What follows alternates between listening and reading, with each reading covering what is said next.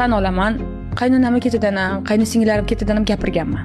Ular yomon, men yaxshi, ular meni tushunmayapti, ular meni urishdi, ular meni tushunmadi, ular baqirdi, ular ne to qaradi deb juda ko'p yurib noliganman. Lekin bitta narsa borki, biz aslida qanaqa bo'lishimizni bilishimiz uchun qachonlardir aslimiz bo'yicha qanaqa bo'lmasligimizni yashab o'tishimiz kerak. Bu degani yaxshilikni qadrini bilish uchun yomonlikni ko'rish kerak. Quyoshni qadriga yetish uchun tunni ko'rish kerak. Bu hayot dualniy, kontrast. Faqat sveting o'chgandan keyin svet qanaqa kerakligini tushunasiz. Xuddi shunaqa qilib menga o'sha yo'lni bosib o'tish kerak bo'lgan.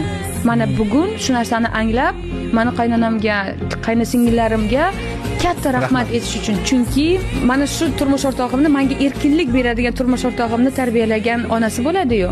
O'sha qaynonam shu sifatlarni turmush o'rtog'imga bermasa, turmush o'rtog'imga ayol kishini hurmat qilish nimaligini o'rgatmasa, men